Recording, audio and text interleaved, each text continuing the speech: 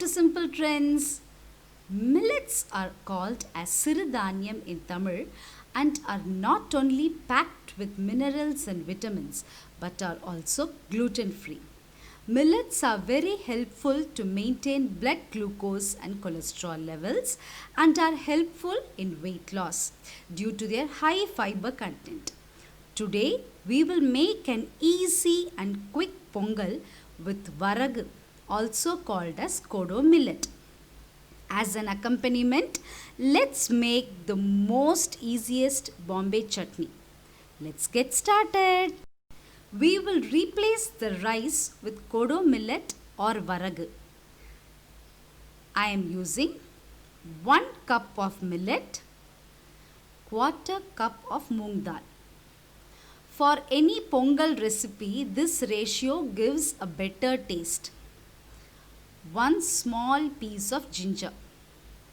Peel the ginger. You can chop them into fine pieces or pulse them in a mixer jar or even grate it. A few curry leaves. 1 teaspoon of pepper. You can either powder them or crush them coarsely, because if they are added as a whole spice, many of us put them aside while eating. Take 1 tablespoon of jeera or cumin seeds, 1 tablespoon of broken cashew nuts, a little hing, 2 tablespoons of ghee or a mixture of any cooking oil and ghee for tempering the spices. In a kadai, dry roast the moong dal for a few minutes. This gives a good flavor to the pongal. Keep the flame low. There should not be any color change of the dal. Just fry them for a few minutes.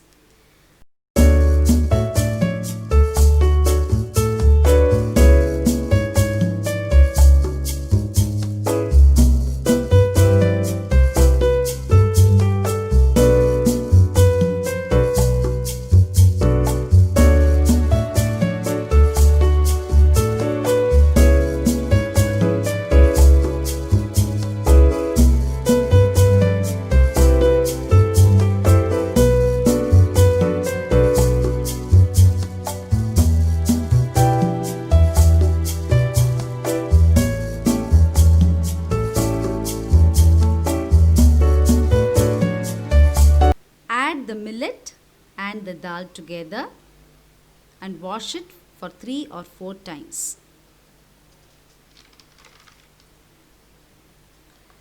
For 1 cup of millet and quarter cup of dal, I am going to add around 4.5 cups of water.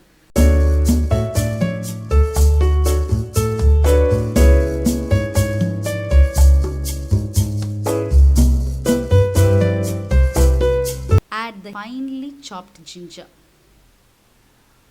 Add salt to taste.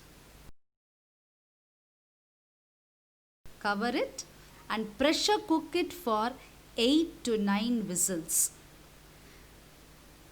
As the pongal is getting cooked, we can prepare the Bombay chutney. For this, I am taking 1 onion, 1 tomato, a few curry leaves, 1 dry red chilli, half a teaspoon of mustard, half teaspoon of urad dal, half teaspoon of chana dal and quarter teaspoon jeera and 1 teaspoon oil. I use groundnut oil for this. You can use any cooking oil of your choice. A little hing for flavor and 3/4 teaspoon of sambar powder and salt, which I missed to display. 1 tablespoon besan as the thickening agent. In another pressure cooker, I am adding 1 teaspoon oil. After it gets heated, add mustard, urad dal, chana dal, jeera and red chilli.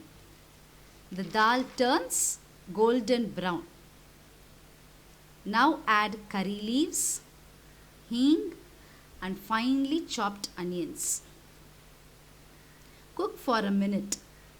Add the sambar powder, chopped tomatoes,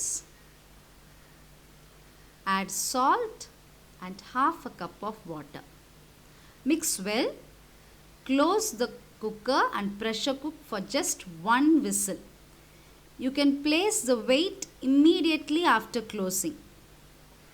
After one whistle, release the pressure immediately by keeping a spoon as shown.